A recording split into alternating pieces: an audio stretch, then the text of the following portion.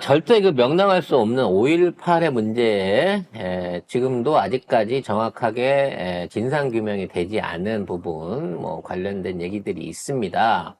지금 최근 들어서 미군 기록을 통해 가지고 최종 발포자에 대한 미군 보고서가 있다라는 얘기가 나오고 있습니다만 아직 정보 공개 그 시한이 50년이 안 됐기 때문에 지금 밝혀지진 않고 있는데 이미 그 당시에 군부국 또 어떠한 인물이 주도적으로 이러한 어떤 시민에 대한 양민 학살 내지는 발포 명령을 내렸다라고 하는 게 정설로 굳어져 가고 있는 문제인 거고 대한민국 어떤 역사에 굉장히 큰 오점으로 남은 자국의 국민이 자국의 정부가 자국의 시민들 국민들을 이런 식으로 학살했던 옛날 전쟁 때 있었던 이승만 때의 어떤 보도연맹 사건과 마찬가지로 정말 큰 사건 중에 하나가 5.18이에요.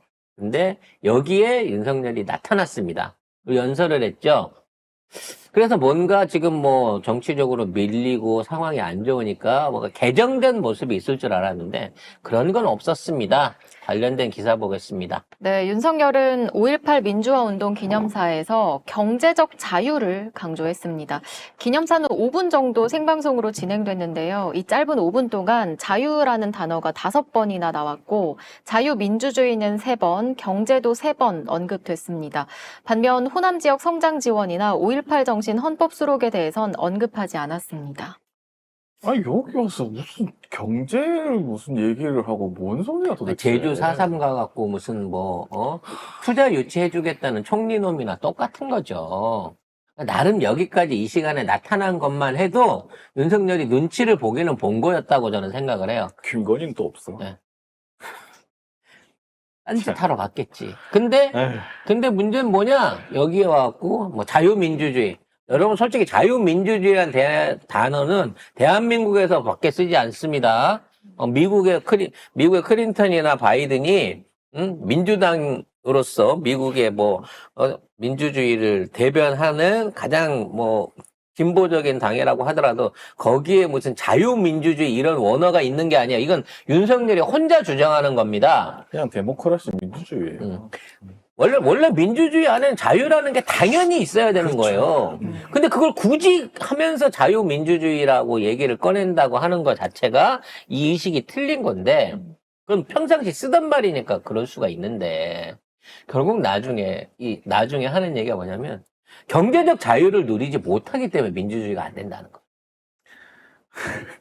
이 5.18에 와서 이게 할 말이야, 진짜? 니들이 가난해서 민주주의를 모른다는 겁니다. 니들이 돈이 좀 있어봐야 자유의 가치를 알고 민주주의의 가치를 아는데 이러한 경제적 자유를 누리지 못하기 때문에 대한민국의 민주주의가 뒤로 흩어졌대요. 그러면 잘 살게라도 하든가. 그러니까. 경제 다 망쳐놓고 다 부셔놓고 이게 뭘 하는 짓이야 진짜 도대체. 그러면 가로 열고는 뭐냐? 경제적 자유라고 하는 거는 누릴 수 있는 사람만 누려야 된다는 거야. 에휴. 집안에 검사 사유가 있든가. 애초부터 애비가 친일에 부역했던 놈이든가. 일본에서 장학금을 받았든가. 아니면 매판 자본을 통해 가지고 특혜를 통해서 기득권을 통해서 어마어마한 투기와 특혜를 통해 갖고 떼돈을 벌든가. 응?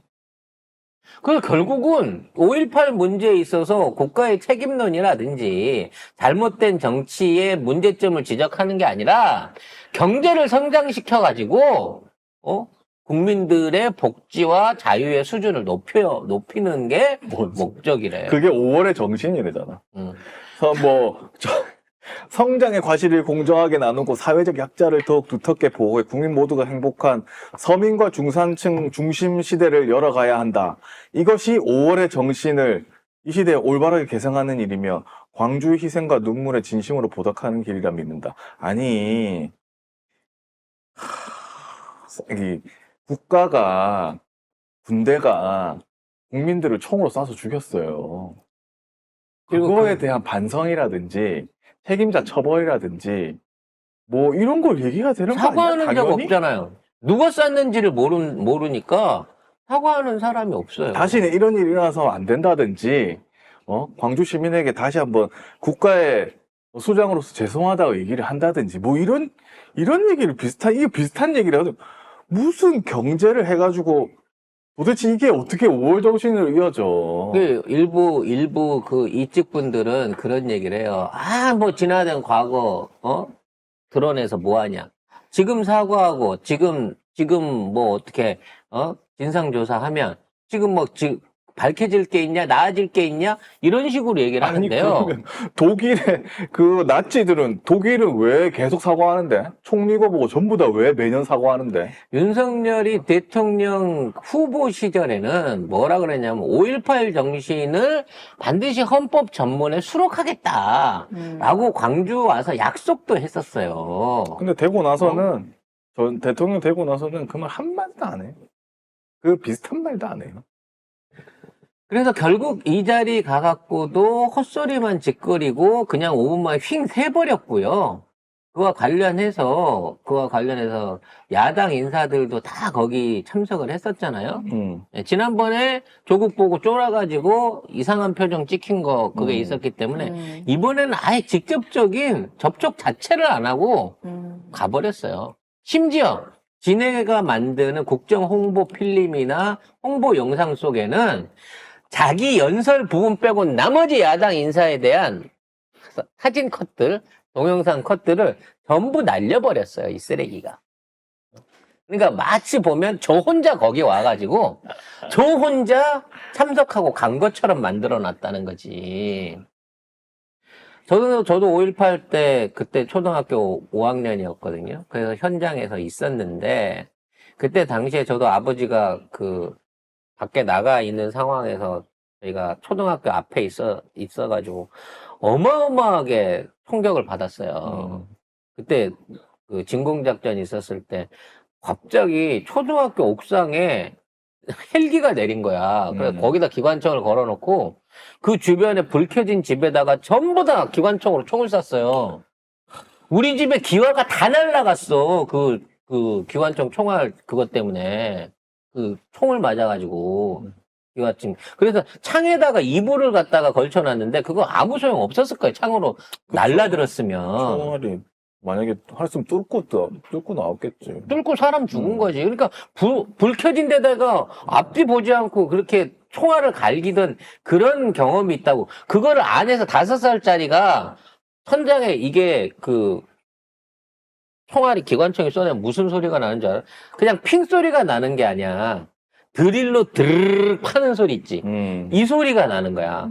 이게 드르륵 파는 소리가 나면서 빵빵 소리가 나. 이게 총알이 먼저 오고 소리는 나중에 오는 거야. 그렇지. 그걸 거의 1시간을 들었어, 내가. 잊을 수가 없어, 그때 그 밤을.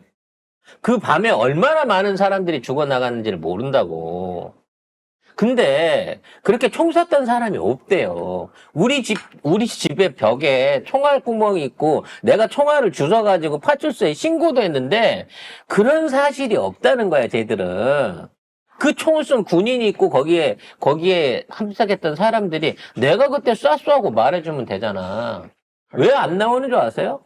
이게 헌법 전문이나 보상법에 의해 갖고 자 이러이러한 사건이 있었던 걸 인정을 하고 거기에 관련된 사람들의 증언이라든지 이것들을 역사적 기록으로 받아줘야 되는데 지금 누가 나서 갖고 내가 그때 진압군이었는데 총 쐈어요. 내가 그때 헬기에서 총 쐈어요라고 얘기하잖아. 없는 사실을 얘기를 했다고 고발을 당하는 거야. 현재 상황에서는. 그리고 예전에 그 극우 유튜버들 해가지고 그게 무슨 북한의 소행이니 막 하면서 아직도 그거 믿는 사람들 많아요. 골 때리는 일이지. 그러니까 윤석열이 그때 5.18 정신을 헌법에 수록하겠다 했던 말 완전히 거짓말인 거예요. 완전히 거짓말. 국민들 상대에 이렇게 거짓말을 치고 5.18 겪고 있는 사람들한테 광주에 내려와서 부자로 살게 해줄 테니까 그러면 5.18 정신이 이루어지는 거야. 이따위 얘기를 하고 있다고요. 나는 좀 더 짜증나는 거 뭐냐면 어딜 가나 이렇게 얘기하거든요. 윤석열 어디 가면 뭐 민간 무슨 민생 토론회 하면 뭐 해주겠다 말만 하고 아무것도 안 해 또. 기념식에 참석을 했으면 그냥 바로 튈 게 아니라 진짜 끝나고 묘비를 참배를 한다든지 지금 누구처럼 낙지처럼 엎드려갖고 우는 신용이라도 하든지. 그런 것도 안 하잖아. 신용도 안 하잖아. 그런 것 자체도 안 해요. 어? 그런 성의가 없는 놈이 초선 의원들을 모아놓고 만찬을 했습니다. 2시간 반 동안은. 네, 맥주 먹어가면서. 지난주인데요. 한남동 관저에서 국짐 소속 수도권 또 TK 지역 초선 당선인 13명과 만찬을 즐겼습니다. 이 지역들의 초선 당선인은 15명인데 유영하, 이상휘 당선인은 개인적인 이유로 불참을 했고요. 이 만찬은 2시간 20분 정도 진행이 됐고 메밀국수, 생선회, 죽 이런 걸 먹었다고 합니다. 이 자리에서 윤석열은 거대 야당이 상당히 폭력적으로 의회를 이끌어 갈 것으로 예상된다며 예산 편성권, 제2요구권 등 정부가 가진 권한을 적극 활용하라고 요구한 것으로 전해졌습니다. 그 앞으로 가서 싸우란 얘기예요. 틀리면 내가 거부권 날릴라니까 니네들이 명분만 만들어라는 거지.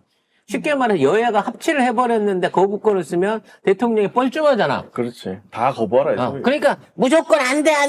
니들 우리에게 이거 통과시키면 이거 니네들 숫자로 갖고 밀어붙이는 거야 라고 명분만 만들어라는 거야. 나 도장은 자기가 찍어줄 테니까.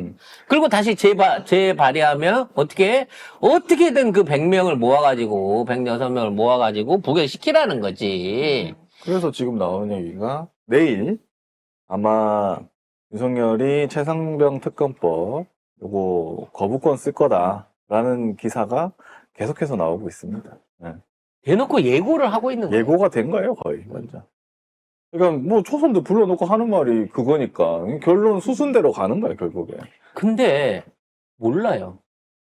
지금 얘네는 지가 완전하게 얼굴 내미면서 앞으로 잘 해줄게. 걱정하지 말고 나만 믿고 따라와. 그리고 너는 내 말 듣는 거다라고 하는데 거기 있는 초선 의원들이 지금 윤석열 말을 듣겠어요? 한동훈이 말을 듣겠어요?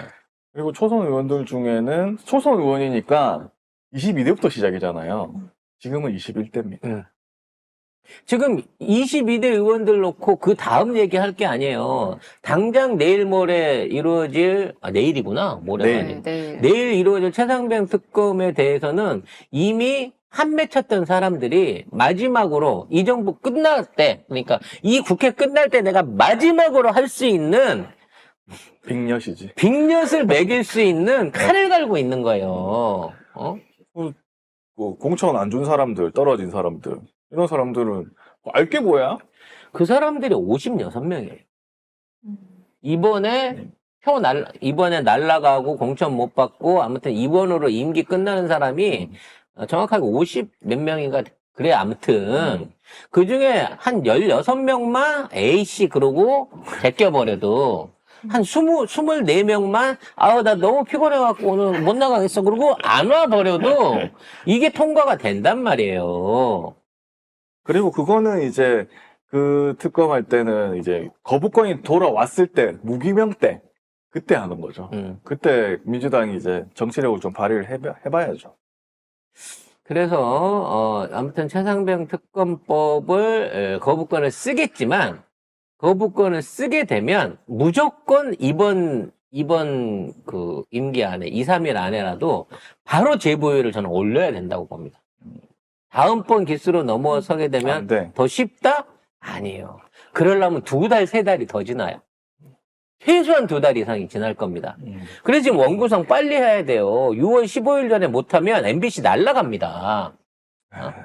이 과방이 빨리 구성해가지고 지금 박문진 이사들 교체부터 박문진 이사들 관련한 결정들 못하게끔 못 잡으면 다음 달 15일에 자칫하면 MBC가 민영화되거나 아니면 지금에 있는 MBC 경영진을 비롯한 모든 사람들이 한꺼번에 날아갈 위기가 있단 말이에요. 그래서 빨리빨리 원구성을 해야 되는 이유가 그거야. 근데 뭐 저것들은 죽기 살기로 버티긴 하겠지만 아무튼 그래서 이번에 거부권 쓰자마자 바로 재보유를 올려서 한 번 더 이거를 밀어붙일 생각을 해야 된다. 말씀드리고 싶어요.